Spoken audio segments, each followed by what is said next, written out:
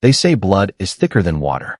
From the moment we're born, we're taught a singular universal truth. Family is everything. It's our foundation, our safety net, the one bond that's supposed to be unbreakable. But what happens when that bond becomes the very thing that breaks you? Right now, across America and the world, there's a silent epidemic happening in millions of households. Yet it remains one of society's last great taboos. Adult children are making the agonizing decision to cut ties with their parents. Siblings are drifting into silence. It's called family estrangement. To the outside world, it looks like a sudden act of rebellion, a child being ungrateful, a parent being abandoned. But look closer, behind the silence, and there is rarely a simple story of anger. Instead, there's a profound, complex psychology of survival. Why do people actually do it? In this video, we're diving deep into the psychology of family estrangement, debunking the myth of the sudden break, exploring the cumulative trauma that forces a person to walk away, and analyzing the toxic dynamics, from emotional neglect to narcissistic control, that make no contact the only viable option. If you're struggling with guilt or trying to understand why someone you love has walked away, this is the explanation you've been looking for. This is the truth behind the silence. Let's begin. Estrangement almost never begins with a dramatic explosion. It begins with erosion, slow, quiet, almost invisible to everyone except the person living through it. For years, even decades, the relationship looks normal from the outside. Birthdays are celebrated. Holidays are endured. Smiles appear in photos. But beneath the surface, something is wearing down layer by layer, not because of one catastrophic event, but because of hundreds of small ones that accumulate like sediment at the bottom of a river. Psychologists call this microtrauma, the subtle criticism disguised as concern, the boundary that gets pushed just a little further each year, the dismissive tone that tells you your feelings don't matter, the constant pressure to be who they want you to be, not who you are. Individually, these moments seem minor. Together, they become a psychological climate. And over time, your body begins to respond before your mind does. You tense before the phone rings. You rehearse conversations before family gatherings. You shrink parts of yourself to keep the peace. What you once called family dynamics becomes chronic anxiety, woven into your daily life. This is the erosion most people never see. Estrangement doesn't happen because someone suddenly stops caring. It happens because they have gradually run out of capacity, out of energy, out of hope, out of space to keep absorbing the same wounds. Before the break comes the exhaustion. And before the exhaustion comes years of being slowly worn down. This is the true beginning of estrangement, not anger, but depletion. From the outside, estrangement often looks abrupt, like someone woke up one morning, got angry, and decided to disappear. Parents describe it as out of nowhere. Friends say, but everything seemed fine. But that's the illusion, the volcano effect. A volcanic eruption looks sudden only to those who weren't paying attention to the pressure building beneath the surface. Lava doesn't appear overnight. It forms quietly, silently, over years. The mountain holds it in until it can't. Family estrangement works exactly the same way. The final argument, the holiday meltdown, the hurtful comment, those are never the true cause. They're simply the moment the internal pressure becomes unbearable, the final trigger in a long chain of ignored boundaries, invalidated emotions, and unresolved pain. To the parent, it feels like, you cut me off because of this. To the adult child, it sounds like, no, I'm stepping away because this has happened for 20 years. The break looks sudden only because the suffering was silent. Estrangement is rarely a reaction. It is a culmination, a release of years of pressure that could no longer be contained. And once the volcano erupts, everything changes. Long before someone chooses distance, many have already been cast into roles they never agreed to play. In dysfunctional or narcissistic family systems, identity is not discovered, it is assigned. And those assignments shape a child's entire emotional reality. There is the golden child, the extension of the parent's ego, praised, protected, idealized. Their purpose is to fulfill the family's narrative of success, even if it means sacrificing authenticity. Then there is the scapegoat, the one blamed for tension they didn't create. The truth teller, the emotionally aware member who refuses to accept the family's dysfunction as normal. Ironically, the scapegoat is often the healthiest one, but also the first to be pushed out when they stop absorbing everyone else's shame. There is the invisible child who survives by disappearing, keeping quiet, needing little, learning that attention is dangerous. They grow up skilled at self-reliance, but chronically unsure if they deserve to exist loudly. And perhaps the heaviest role of all, the parentified child. The one who becomes the emotional caretaker for their own parents. The mediator. The peacekeeper. The one who carries responsibilities far too heavy for their age. These children grow up believing love must be earned through service, sacrifice, and silence. None of these roles allow a child to develop a true self. They create patterns of guilt, obligation, and emotional suppression that follow a person well into adulthood. And when someone finally steps out of the role, when they try to become a whole human instead of a family function, the system reacts. It resists. It blames. It punishes. Because in families like these, the moment you reclaim yourself is the moment you become a threat.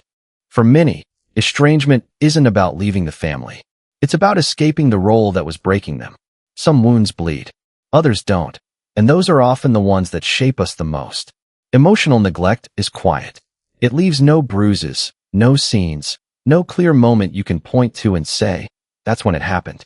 Instead, it is defined by what never happened. The comfort that wasn't offered, the protection that never came, the curiosity about your inner world that no one ever showed. Growing up without emotional attunement teaches a child something devastating, that their feelings are either too much or not worth noticing.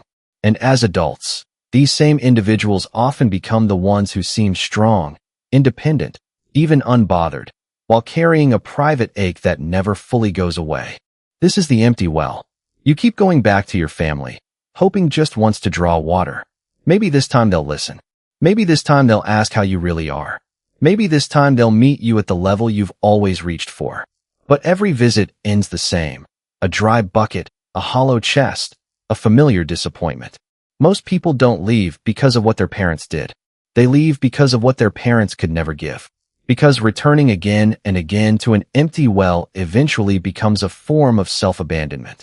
Estrangement, for many, is not about rejecting their family. It is about finally choosing to stop thirsting for a kind of love that has never been there. The pain of what happened can be healed. The pain of what never happened takes longer, because you're grieving a version of childhood you never got to live. If estrangement seems sudden to outsiders, the staying is even harder to understand. Why do people endure years, sometimes decades, of pain before stepping away? The answer lies in two powerful psychological forces, trauma bonding and the hope cycle. Trauma bonding forms when moments of harm are intertwined with moments of warmth. A cutting remark, followed by an apology. A cold silence, followed by a rare expression of affection. A boundary crossed, then a promise that things will be different. The nervous system becomes conditioned to confuse inconsistency with love. You start believing that if you just try harder, give more, stay calmer, you'll finally earn the version of your parent you needed as a child. And that is where the hope cycle begins. It keeps you waiting. It keeps you forgiving. It keeps you returning to situations that slowly dismantle your sense of self. Hope isn't the problem. It's that the hope is always about who they could be, not who they consistently are. Many adult children stay because they were taught that leaving makes them disloyal, that protecting themselves makes them selfish, that wanting peace means they are the problem. So they endure. They shrink. They rationalize. They wait for the breakthrough moment that never comes. When someone finally walks away, it's not because they stopped loving their family. It's because they realized the cycle wasn't going to change, and staying meant losing pieces of themselves, one year at a time. Estrangement often begins with a heartbreaking realization. If I stay, I'll disappear. When people hear the words no contact, they often imagine a drastic emotional cutoff, an act of punishment or revenge. But in reality, distance is rarely a declaration of anger. It is a strategy of survival, and it doesn't always come in one form. Some choose low contact, reducing conversations, shortening visits, keeping topics surface level. It's a way of saying, I still care, but I can't give you the same access to my inner life anymore. Low contact is often the first attempt at reshaping the relationship without ending it. Others use gray rock, a method designed to minimize emotional engagement. They become neutral, predictable, and unreactive, Because reacting is exactly what fuels the old patterns of conflict, manipulation, or guilt. Gray rock isn't coldness. It's self-protection. And then, after years of trying, some choose no contact. Not because they hate their family, but because every lesser boundary was ignored. No contact becomes the final tool, the last available way to stop the cycle, reclaim mental health, and rebuild identity. Psychologically, choosing distance activates grief, guilt, and relief, all at once. You mourn the parent you hoped for, feel guilty for wanting peace, and breathe easier when the chaos finally stops. It is a deeply conflicted decision, one made only after every other attempt has failed. Distance is not rejection. It is clarity. It is the moment someone says, I can't change you, but I can protect myself. And for many, that distance, whether small or total, is the first time they finally feel safe. When someone chooses distance from their family, the world often assumes the hardest part is the separation itself. But the deeper pain, the part almost no one talks about, is the grief that follows. Ambiguous loss is a unique kind of mourning. It happens when the person you're grieving is still alive, still walking around, still posting photos at Christmas, yet emotionally unreachable. There is no funeral, no final goodbye, no ritual to help you move forward. Just a lingering ache, a question mark where clarity should be. You're grieving not only the relationship you lost, but the relationship you never had. The version of your parent who might have protected you, understood you, or loved you without conditions. And letting go of that imagined parent, the one you wished for your entire childhood, can feel like losing them twice. Then come the holidays. Thanksgiving tables with an empty seat. Christmas mornings that feel too quiet.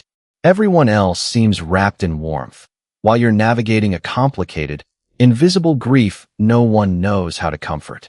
And yet, even in grief, there is relief. The anxiety is gone. The chaos has stopped. Your nervous system finally exhales.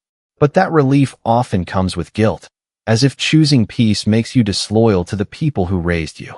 This is the emotional cost of freedom, the heartbreak of choosing your well-being over your history. It is not easy. It is not simple. But for many, it is the only way to stop inheriting the pain they were never meant to carry. And healing begins the moment you realize you can mourn what you lost and still move toward the life you deserve. For many people, estrangement is not the end of a story. It is the beginning of a life they were never allowed to fully live. Because once the noise quiets and the guilt softens, something unexpected begins to emerge, a sense of self that had been buried under years of roles, expectations, and emotional survival strategies. Reclaiming identity is not a sudden revelation. It's a slow, tender rebuilding. You learn to ask questions you were never permitted to ask. What do I actually want? What do I enjoy? What feels safe for me? And perhaps for the first time, your choices are not filtered through fear of judgment or punishment. You stop shrinking. You stop apologizing for existing. You begin to trust your inner voice, the one that was silenced for so long. Healing also means breaking the generational cycle. Many adults who step away do so not out of resentment, but out of clarity. This ends with me. They refuse to pass on the chaos, the emotional starvation, the conditional love. They begin to parent themselves with gentleness. And if they eventually have children, they offer them a version of safety they never received. And along this path, something beautiful happens. You discover the concept of a family of choice. A partner who truly listens. Friends who feel like home. Mentors, communities, and connections built on mutual respect, warmth, and emotional honesty. People who don't love you because of obligation, DNA, or tradition, but because they see you, value you, and choose you. This is where the cycle breaks. Not when you walk away from the family you were born into, but when you begin building the family your spirit always needed. Reclaiming identity is an act of courage. Creating a family of choice is an act of liberation. And together, they form the foundation of a life no longer defined by pain, but by possibility. In the end, estrangement is not truly about breaking a family apart. It's about redefining what family means. For some, family is the people who raised them. For others, it becomes the people who finally made them feel safe. Both truths can exist at the same time. Walking away doesn't mean you are heartless. It means you stopped walking back into the fire just because you were told to. It means you chose peace over chaos, clarity over confusion, healing over history. And that choice, though painful, is profoundly brave. As you move forward, you are allowed to grieve. You are allowed to grow. You are allowed to build a life shaped not by the wounds of your past, but by the love you choose, the boundaries you deserve, and the future you're finally giving yourself permission to live. And if this video made you feel seen, even in a small way, I want you to know you're not alone. There are thousands of people walking this same quiet, complicated path. If you'd like to stay connected, consider subscribing. We explore the hidden corners of the human heart here every week. And if you feel comfortable, share your experience or reflections in the comments below. Someone else might find strength in your story. Take care of yourself. You deserve to heal.